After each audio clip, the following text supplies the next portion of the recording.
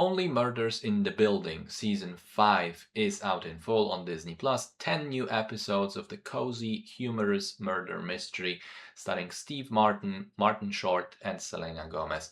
This season they're joined by guest stars Renee Zellweger, Bobby Cannavale, Diane Wiest, Christoph Waltz, Logan Lerman, Beanie Feldstein, with Meryl Streep, Davine Joy Randolph, and Michael Cyril Creighton returning. The previous season's cliffhanger ending had Lester the doorman dying in the fountain the night before Oliver's wedding.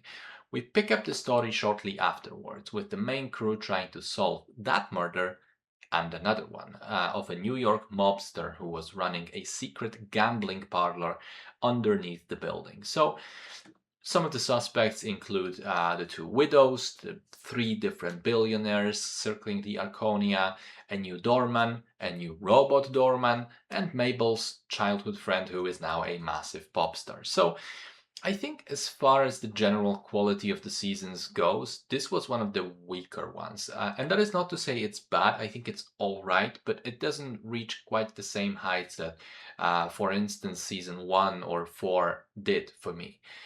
What it does well is the chemistry between the three leads, as usual, the humor, the quirky supporting cast. It still maintains that very cozy atmosphere of an autumn evening show, one that you watch curled up under a blanket on a couch with a hot cup of chocolate.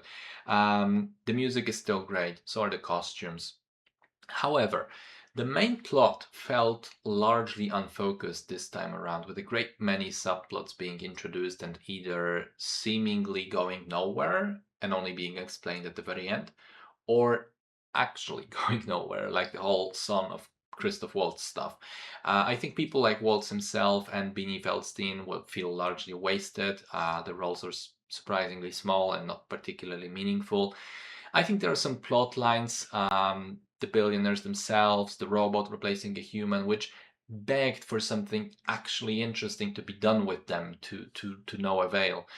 And there are also moments in the show which felt depressingly half-assed. Like, there's the pop star, right? And she's got this popular song. And at one point towards the end, she's singing it. And if you listen, she's actually repeating the same one line of lyric and melody over and over. Like, nobody bothered to try and write an actual song. Or the more egregious one, for me, someone who loves board games.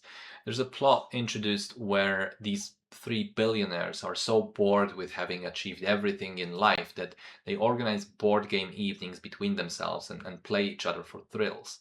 So you think, okay, cool, well, they are super rich, have access to anything, and also very smart, so they must be playing some complex stuff.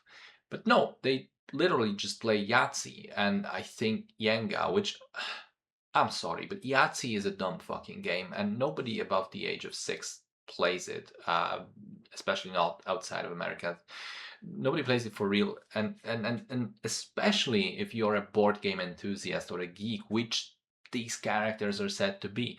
And I know this might seem like a big rant about a whole lot of nothing, but tiny things like this break the reality of the show for me and make me realize I'm just watching actors doing bits that they came up with but didn't really spend more than 10 minutes thinking, okay, but what would these characters actually do in this situation, which is never good.